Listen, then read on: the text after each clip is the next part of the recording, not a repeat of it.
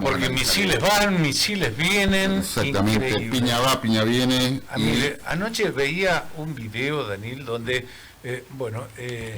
se veía una banda, ¿no?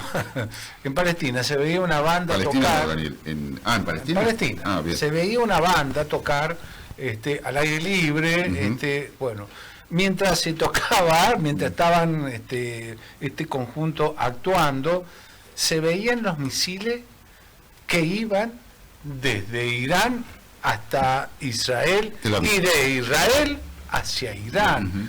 La verdad que era increíble poder observar esa imagen, ¿no?, de la guerra y de alguna forma lo que ya están acostumbrados en esa parte del mundo a poder observar que van sobre sus cabezas misiles para un lado, misiles para el otro, mientras una banda tocaba música. Increíble esto, ¿no? Le damos la bienvenida al profesor Eduardo Carelli, especialista en política internacional. Buen día, profesor Carelli. Daniel Núñez Vivares junto a Daniel Núñez lo saludan desde los Cronistas de la Mañana, desde Yayo Alas. ¿Cómo le va, profesor? Buen día. Buen día a la mesa y buen día a toda la audiencia. Bueno, profesor, le agradecemos por su tiempo y por su atención. En un mundo tan convulsionado, vamos a tratar de entender qué es lo que está sucediendo. A ver, en las últimas horas se han visto ya no escaramuzas, sino ataques directamente por parte de Israel, ataques selectivos. Se le ha dado muerte a altos rangos del ejército. No, nos va a explicar el profesor Carelli, porque el ejército es una cosa y la Guardia Revolucionaria es otra, ¿cierto, profesor? Sí. Empecemos por eso. Israel ha atacado y ha golpeado a la cúpula de lo que serían las Fuerzas Armadas, porque ha matado a jefe de planificación estratégica, a jefe de Estado Mayor que había, al nuevo que se nombró, pero también han matado a lo que sería los líderes más importantes de la Guardia Republicana, que vendría a ser una especie de ejército dentro del ejército, ¿no? Porque sería una especie de milicia formada por grupos radicalizados chiitas. Exacto. Y que nacieron de la mano de la Ayatollah Khomeini cuando se produjo la revolución en Irán, ¿no? Efectivamente. Así que Irán ha descabezado ambos grupos, ha descabezado las Fuerzas Armadas y ha descabezado también a la Guardia Republicana, podríamos decir, ¿no? Pero además también ha golpeado duramente a los científicos que participaban del programa nuclear iraní, matando a varios de los más importantes, ¿no? Uno de ellos, Mohammad Teranchi, que aparte de ser uno de los inspiradores del plan nuclear iraní, llegó a ser rector de la Universidad Islámica de Azad, ¿no? O sea que es una figura reconocida dentro del desarrollo nuclear del país, una especie de símbolo nacional, podríamos decir. Profesor, la relación Irán-Israel ha sido bastante ambivalente, se ha de alguna forma recalentado en los últimos años, pero que antes de la llegada del Ayatollah Khomeini en el 79 gobernaba el Shah de Persia, hombre que era como Assad en Siria, una tiranía, una dictadura. Es una monarquía, efectivamente. Una monarquía, ¿no? Una monarquía, y gobernaba con el título de Shah, una especie de rey o de emperador, y era Mohammad Reza Pahlavi. Efectivamente. Que tras el golpe de Estado, él tuvo que refugiarse en Francia, en Europa, igual que su familia, y el país quedó en manos de estos grupos radicalizados chiitas, lo que desató inmediatamente una guerra intra-islámica entre el mundo chiita encabezado por Irán y el mundo sunita encabezado por Arabia Saudita, ¿no? Y además el régimen iraní no tuvo tiempo ni de acomodarse, porque al año siguiente, en 1980, comenzó una guerra con su fronterizo país Irak, exactamente, que duró hasta 1988, es decir que tuvimos una larguísima guerra conocida como la Guerra del Golfo, por el Golfo Pérsico, que vaya a las costas de los dos países, y que bueno, no hizo más que desgastar a ambas naciones a niveles donde todavía no se han terminado nunca de recuperar, ¿no? Porque la deriva política no ha hecho más que profundizar la crisis en los dos países. Profesor, pero con el Shah, las relaciones con Israel, con el Estado de Israel, eran realmente buenas. Y ya tenía muy buenas relaciones con Estados Unidos, de hecho logró conformar unas fuerzas armadas extremadamente poderosas en Medio Oriente, basadas en la matriz industrial estadounidense, ¿no? Por ejemplo, un avión extremadamente famoso en la década del 60 y sobre todo del 70, que es el Grumman F-14 Tomcat, exactamente, ¿no? Llevado a series de ciencia ficción y demás. Ese avión solamente ha sido operado por 2 países en el planeta: Estados Unidos, que empezó en su marina de guerra, y el régimen del Shah Mohammed Reza Pahlaví, que compró más de 6 decenas y que después han terminado siendo operativos hasta ahora en este conflicto Irán-israelí, donde Israel ha destruido en tierra a los últimos cazas F-14 Tomcat que estaban en servicios en el mundo, ¿no? Que estaban en activo en el mundo.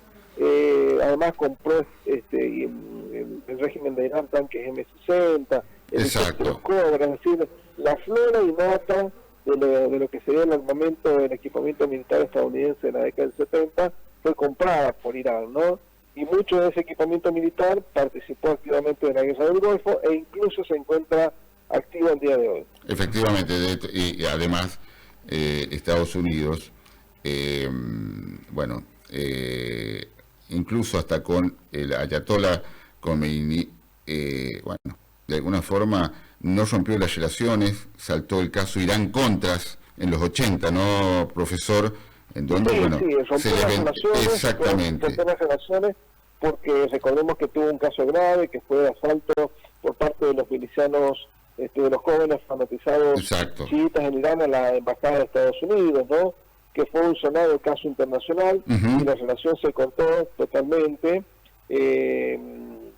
Pero bueno, el caso Irán-Contra era la venta de repuestos o la tercerización en la venta de repuestos de equipamiento militar de Estados Unidos a Irán, y con el dinero recaudado financiar la contra nicaragüense. Exactamente. Y eso para Irán era muy necesario porque se encontraba en plena guerra con Irak y necesitaba esos repuestos para hacer funcionar su equipamiento militar de matriz estadounidense, ¿no? Fue un programa que se llevó adelante en su momento a través de la CIA y que terminó siendo un sonado caso que afectó la política interior de los Estados Unidos en su momento. Profesor, ¿cómo le va? Daniel Núñez lo saluda, buen día. Daniel, buen día, ¿cómo está? Pero, a ver, Irán responde, y evidentemente responde también con firmeza, y hasta inclusive, ¿no?, le ha manifestado al presidente de los Estados Unidos que cualquier ataque o esta denominada bomba que atraviesa y que, bueno, es muy potente, que podría de alguna forma facilitarle Estados Unidos a Israel para poder perforar algunos lugares subterráneos donde se podría estar por parte de Irán fabricando algún armamento nuclear. Bueno, evidentemente Irán tiene también un armamento poderoso que pueda de alguna forma causarle daño a Israel y hasta inclusive amenazar a Estados Unidos. La pregunta es, ¿de dónde lo sacaron? Bueno, Irán es una potencia regional, ha desarrollado misiles a partir de modelos soviéticos, ha desarrollado misiles, algunos de combustible líquido, los más antiguos y más baratos, pero más difíciles de operar, y ha desarrollado, como los misiles, se me vienen a la mente ahora los misiles Shahab, pero ha desarrollado otros que se llaman Fatah o Fateh-110. La base, profesor, la base de todo eso es el viejo misil Scud de mucha utilización en toda esa región. Sí, los misiles Scud, los misiles Frog, ambos son modelos de época soviética. Exactamente. El Frog 7 o el Scud B, sobre todo, son misiles que fueron utilizados por Irak en su momento, y los modelos han sido copiados por los países de la región. Son fáciles de operar, la única dificultad que presentan es que son misiles con combustible líquido, lo cual significa que hay que cargar el combustible por un lado y el oxidante por otro, y esa es una operación que tiene que ser realizada por expertos y que exponen en el proceso de carga, exponen al misil en su plataforma móvil a que sea atacado por la aviación israelí en este caso, ¿no? Mientras que el Fatah 110, el Solfagal, como le llama comúnmente en Irán el nombre propagandístico, es un misil de combustible sólido, de propelente sólido, y que tiene características similares a los nuevos misiles hipersónicos, o sea que es mucho más difícil de ser derribado cuando va penetrando en el espacio aéreo israelí, porque es un misil que sale e ingresa a la atmósfera, ¿no? Sale primero y ingresa después. Pero en cualquier caso el armamento iraní está infinitamente por debajo del armamento israelí, por supuesto, de Estados Unidos, ¿no? No representan mayormente una amenaza. De hecho, fíjense cómo no sabemos si por algún motivo estratégico o porque Irán piensa que el conflicto se puede extender y que se puede regionalizar y tener que enfrentar a Estados Unidos, pero cómo han disminuido considerablemente los ataques de Israel a Israel, no los ataques de Israel a Irán, sino los ataques, las respuestas iraníes a Israel han disminuido considerablemente, son mucho menos misiles los que se han lanzado en los últimos días, y esto tiene que ver con varios motivos, no está claro este motivo de estudio por parte de los servicios de inteligencia, ¿no?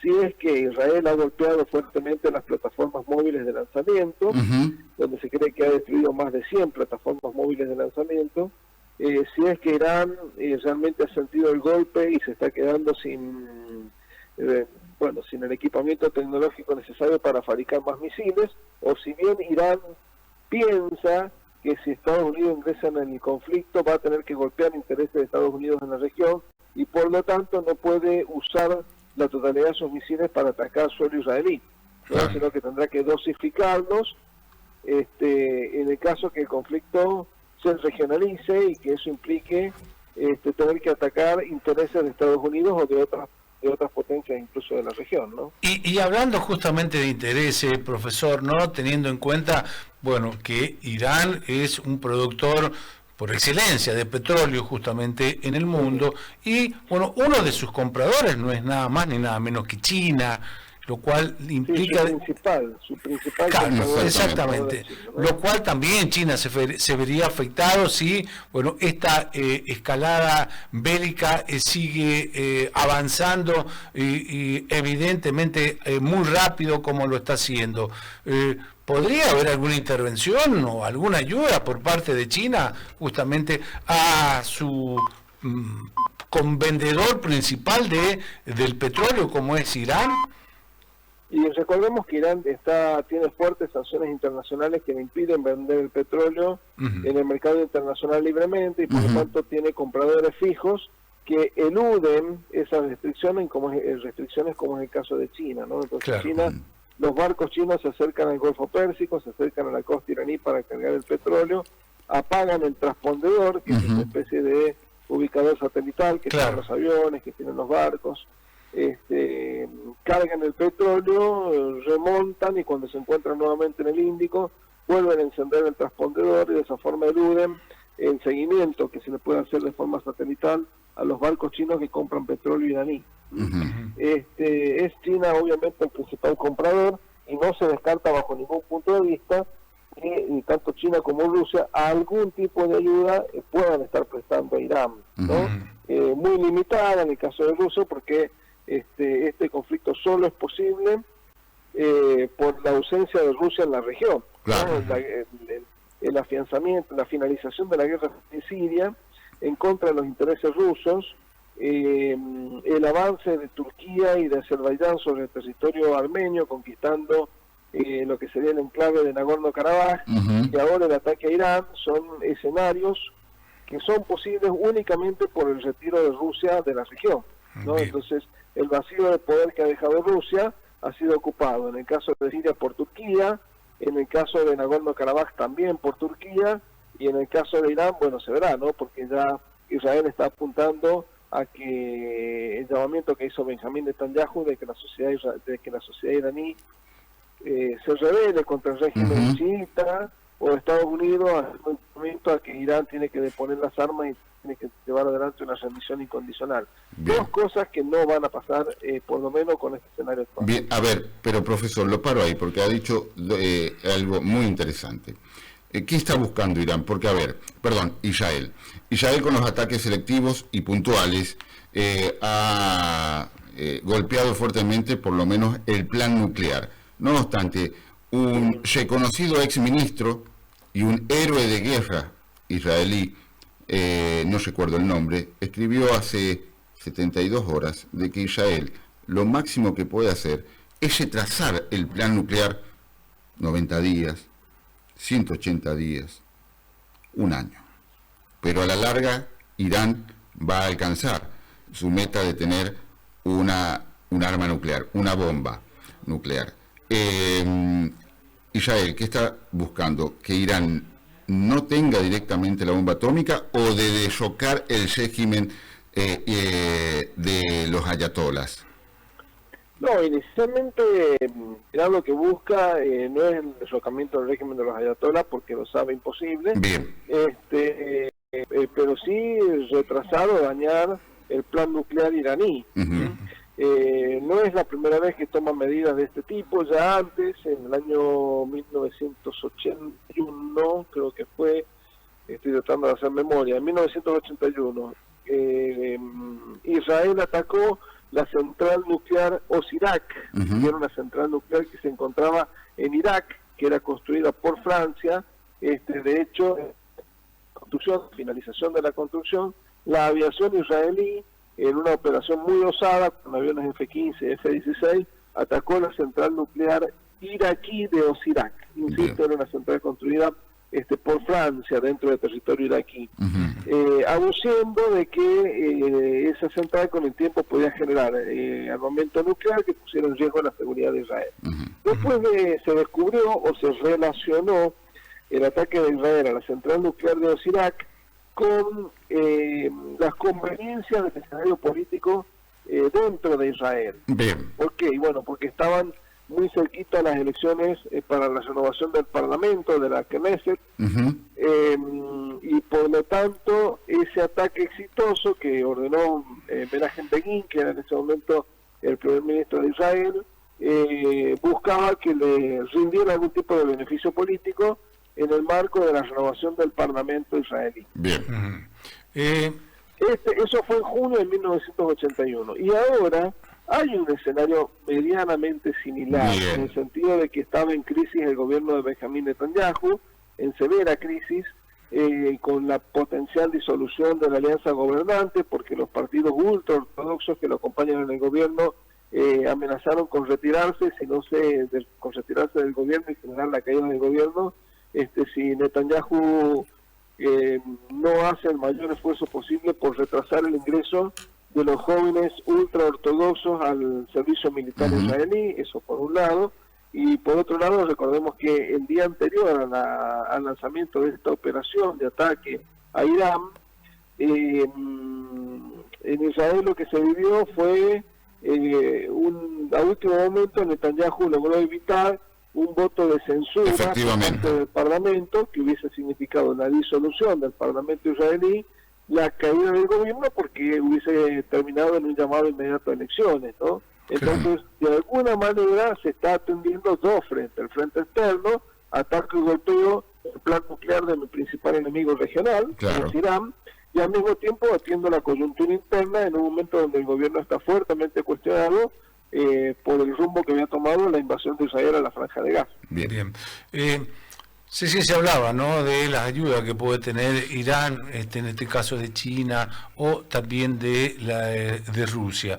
Rusia tiene otra problemática y ya está de alguna forma también, ¿no?, llevando adelante ataques bastante precisos a ciudades justamente de este país que está intentando invadir, como es justamente Ucrania. Pero todo esto que está sucediendo en el mundo, Rusia-Ucrania, Israel-Irán, Israel-Palestina, Israel-Hezbollah, bueno, todo esto que está sucediendo en el mundo, de alguna forma puede extenderse no solo en la región, sino puede llegar a existir una verdadera crisis mundial con estos hechos bélicos que están habiendo hoy en el mundo? Y sí, claramente sí, porque una profundización de este conflicto, en el caso del conflicto irano-israelí, Irán podría llegar a cerrar el estrecho de Hormuz, y en ese caso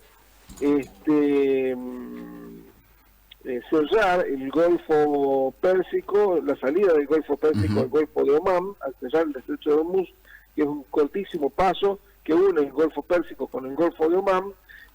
Lo que haría es encerrar la producción, la salida de la producción de petróleo de Arabia Saudita y de todas las petromonarquías, y la salida de los barcos que transportan gas licuado de Qatar hacia otras partes del mundo, y eso implicaría seguramente una disparada del precio internacional del gas y del petróleo.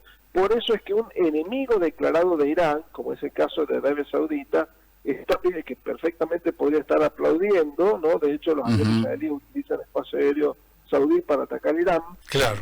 Podría estar aplaudiendo que Israel se está deshaciendo de su principal enemigo. Recordemos que hay una guerra intra-islámica, no todo el Islam es lo mismo, hay una guerra entre sunitas y chiitas, con muchos escenarios, frente sirio, frente yemení, por ejemplo, frente iraquí. Entonces, Arabia Saudita podría estar aplaudiendo la derrota de su enemigo chiita, pero sin embargo ha manifestado profundas preocupaciones porque, bueno, de profundizarse el conflicto todavía más, esto podría llevar a que Irán cierre el Golfo Pérsico y Arabia Saudita no pueda sacar su producción. Recordemos que por día transitan por el Golfo Pérsico 17 millones de barriles de petróleo, claro, ¿no? Sí, claro, ¿no? Otra cosa, ¿no?, que tiene que ver con esta crisis que, bueno, está justamente afectando al petróleo, porque, bueno, ya ha subido, creo que está... $75. Claro, arriba de $70 justamente el barril. ¿Esto favorece a la Argentina? Teniendo en cuenta Vaca Negra, Vaca Muerta, ¿no? Sí, por supuesto, sí, Vaca Muerta. Esto, miren, lamentablemente hay que hacer una lectura maquiavélica también de esto, ¿no? Cuando se comenzaba a hablar acerca de que una baja del precio del crudo inhabilitaría la extracción del petróleo de Vaca Muerta, porque es un sistema de fracking, otro que por lo tanto más caro que el petróleo que se saca de Venezuela o del Golfo Pérsico, del Medio Oriente, y bueno, con una suba del precio del petróleo, hace conveniente que las empresas extranjeras inviertan en un escenario como el de Vaca Muerta, que sería un petróleo más caro de obtener, pero evidentemente con un escenario mucho más pacífico, ¿no? La región ofrece un escenario mucho más ventajoso, así que una suba del precio del petróleo terminaría favoreciendo a la Argentina. Una excesiva suba del precio del petróleo termina perjudicando a todos, inclusive a los argentinos, porque el precio internacional de las naftas, incluyendo en nuestro país, está atado al precio, o sea, el precio de nuestro país está atado al precio internacional. Sí, seguro. Le hago la última con respecto al tema Irán-Israel, Israel-Irán, profesor. Bajo el régimen de los ayatolas, básicamente caló muy fuerte la idea dentro del propio Irán que, bueno, que a Israel había que tirarlos al mar, como ellos manifiestan, hacerlos desaparecer al Estado de Israel. Pero bajo el régimen de Benjamín Netanyahu, la extrema derecha, también caló, y sobre todo en las Fuerzas Armadas, de que a Irán hay que destruirlo para poder seguir existiendo. Sí, lo que pasa es que de lograr Irán un arma nuclear no quiere decir que la vaya a utilizar. Hay uno de los principales expertos en historia militar, o más importante en este momento, es un experto holandés-israelí que se llama Martin van Creveld, que él plantea de que la mejor forma de pacificar Medio Oriente es permitir a Irán tener un arma nuclear. Bien. Y lo está diciendo a alguien que vive en Israel y que es un judío holandés radicado en Israel. Sí, sus obras son tremendamente consultadas, insisto, es uno de los principales historiadores militares y teóricos de la guerra actualmente, y él decía que una forma de pacificar Medio Oriente era darle la seguridad al régimen de los ayatolas de que tengan un arma nuclear, porque de esa forma ellos se sentirían más seguros y los obligaría a tener un uso responsable de esa arma nuclear. Perdón. Y al mismo tiempo Irán tiene el modelo de Corea del Norte. ¿Cuál es el modelo de Corea del Norte? Nadie molesta a Corea del Norte porque Corea del Norte tiene un arma nuclear para disuadir cualquier potencial atacante, ¿no? Entonces, existen posturas encontradas en política internacional acerca de que por ahí sería conveniente que Irán finalmente logre el arma nuclear, podríamos decir, ¿no? Pero no es una situación, no es una teoría que esté generalizada dentro de Israel, sino todo lo contrario. En Israel lo que se privilegia es que ningún vecino de la región, excepto ellos, tengan armas nucleares, y por eso golpear el sistema, las centrales nucleares iraníes, ¿no? Principalmente Natanz, que es la más grande y la más importante, Isfahan, y bueno, y últimamente lo que han buscado golpear, que es mucho más difícil porque se encuentra profundo bajo tierra y para eso necesita la colaboración de Estados Unidos, que es la central nuclear de Fordow, que se encuentra al sur de Teherán, en las montañas sagradas de Qom. O sea, es un lugar prácticamente deshabitado, es un poblado que se ha visto muy golpeado por la guerra irano-iraquí, perdió muchos habitantes, pero que se encuentra en una zona importante para el chiismo, al sur de Teherán, en Qom, y ahí se encuentra Fordow, ¿no? Insisto, un poblado que en sus cercanías tiene bajo tierra, algunos arriesgan a decir que hasta 500 metros bajo tierra, el principal desarrollo nuclear de Irán. Siempre todos dentro del territorio persa, ¿no? Exactamente. Digo territorio persa porque Irán tiene una grave problemática en donde en la parte norte de Irán están los kurdos, que son separatistas, están los azeríes, que son separatistas, y en la parte sur oriental de Irán están los baluchíes, que también son separatistas, ¿no? Entonces, más o menos el desarrollo nuclear de Irán se concentra en lo que sería el territorio étnicamente persa. Claro. Esto que usted manifieste, que tiene que ver, ¿no?, con la profundidad donde se encontrarían, ¿no?, estas instalaciones, bueno, hace justamente, ¿no?, que Estados Unidos pueda de alguna forma facilitar o atacar, porque ya se habla de que Trump está cada vez más cerca de atacar justamente a Irán. Esto lo están ya titulando algunos medios de comunicación nacionales. Tiene que ver con esta bomba que perfora hasta 70 metros, tengo entendido, y recién estalla justamente para evitar. Ahora, la pregunta es, ¿esto no causaría problemas de radiación a la humanidad o al medio ambiente? Y bueno, habría que ver el tipo de daño que se genera en las plantas nucleares iraníes. La bomba en sí misma no genera radiación, no es una bomba de tipo nuclear, atómica, pero el daño que puede causar en las instalaciones iraníes podría potencialmente generar algún tipo de contaminación ambiental. El tema está en que Estados Unidos directamente no participe del conflicto.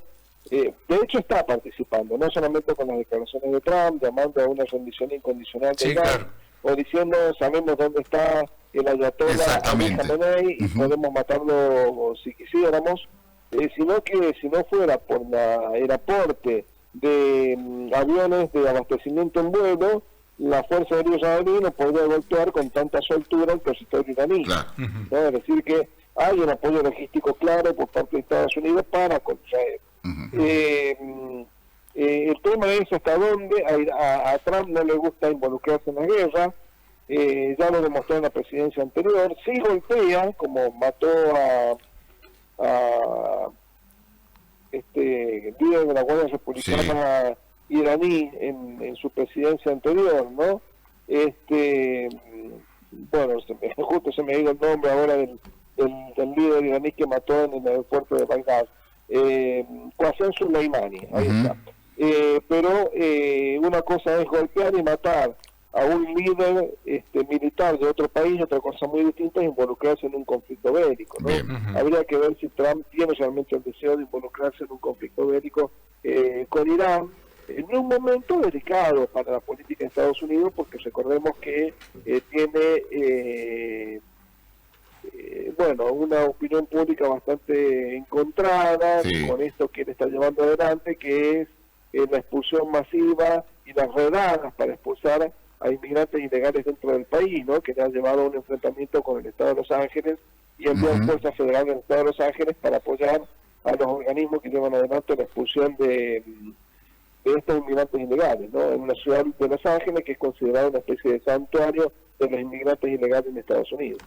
Profesor, ahora lo voy a traer un poquito más para acá, Península Ibérica, para ser más preciso, el Reino de España. ¿Qué tan complicado está el amigo Pedro Sánchez después de los últimos escándalos de corrupción? Y ahora que ver en las próximas horas qué termina sucediendo, porque ya Pedro Sánchez ha demostrado que es una figura que ha logrado... camaleónico, digamos. Sí, una figura que ha logrado eludir todos los escándalos que se han ido presentando, el escándalo que pasó con su mujer, bueno, habrá que ver en las próximas horas. Pareciera estar encerrado, pero ha logrado él siempre, permanentemente, mantener una opinión pública también a su favor, un país que está atravesando una profunda grieta como es el caso de España, así que bueno, se verá, ¿no? Se verá si realmente vuelve a escapar. Yo creo que no está tan encerrado como la prensa internacional lo está mostrando. Bien. Esto conlleva, ¿no?, que de alguna u otra forma España esté sufriendo una situación económica bastante delicada, profesor. Y España está sufriendo una situación económica delicada como la está sufriendo toda Europa. La crisis política española no necesariamente tiene un impacto directo en la economía del país. La crisis económica es la crisis que sufre Europa en su conjunto, con un encarecimiento del precio de los energéticos, un aumento del costo de vida, un proceso inflacionario que nació todo esto en su conjunto como una especie de cóctel perfecto con la invasión de Rusia a Ucrania, ¿no? Entonces, un obligado aumento del presupuesto militar. Entonces tenemos un escenario complejo en Europa y un crecimiento de partidos que, dependiendo del país, ¿no? Depende de cada uno de los países europeos. Algunos son países nacionalistas, otros son países euroescépticos, otros son partidos políticos euroescépticos, otros partidos políticos nacionalistas, partidos políticos identitarios que van generando en Europa una especie de corriente ideológica nueva, ¿no? El crecimiento de alternativa por Alemania en Alemania, Marine Le Pen, que llegó 2 veces al balotaje en elecciones presidenciales en Francia, Meloni gobierna Italia, el crecimiento de Vox en España. Bueno, entonces estamos viendo un escenario europeo muy complejo, que también está atado a la situación económica. Claro. Bien. Le hago la última, lo traigo a nuestro país, profesor, porque, bueno, ayer en un acto, junto a la ministra de Seguridad, Patricia Bullrich, el presidente Javier Milei, bueno, de alguna forma informó o dio el puntapié inicial para una reforma dentro de la Policía Federal Argentina, creando la DFE, el Departamento Federal de Investigaciones, muy parecido, de mal gusto, aparte prácticamente una copia a lo que es el principal buró de investigaciones en los Estados Unidos, que es el FBI. Y, bueno, tomó como ejemplo a una figura realmente tétrica. Me estoy refiriendo a J. Edgar Hoover. ¿Nos explica quién fue este nefasto personaje para la vida pública de los Estados Unidos? Ya siento la risa. ¿De este gángster, profesor? A ver, J. Edgar Hoover fue, podríamos decir, no el fundador, pero fue el primer director que tuvo la CIA en su momento. A ver, para un planteo para la gente que nos está escuchando que no sea excesivamente complejo. Llevó a un nivel de perfeccionamiento la investigación policial en los Estados Unidos, ¿no? Pero terminó usando el FBI también para beneficios personales, ¿no? Él terminó creando un archivo de huellas digitales, terminó creando persiguiendo gente. Terminó apoyando, eso iba a decir justamente, terminó apoyando el macartismo en los Estados Unidos, aportando información para las investigaciones macartistas, también proporcionó información de aquellas personas que se oponían a la guerra de Vietnam en su momento, o que participaban de las protestas en donde se oponían a la guerra de Vietnam, terminó utilizando el FBI para beneficio propio,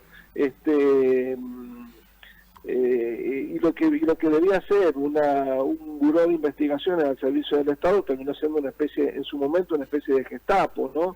Y se terminó convirtiendo en una especie de Estado dentro de otro Estado, en los Estados Unidos. Exactamente, recordemos que le había abierto, a todos los presidentes les abrió un expediente este personaje.